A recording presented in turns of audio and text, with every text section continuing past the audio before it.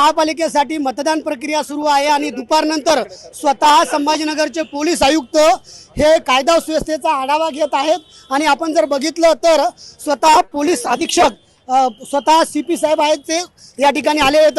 Sir, शहरामध्ये चार bogus मतदार पकडलेले आहेत, इथे मुकुंदवाडीला देखील 2 तरुण पकडलेले आहेत, काय सांगता येईल? स्वतः संभाजीनगरचे जे पोलीस आयुक्त आहेत ते आपल्यासोबत आहेत।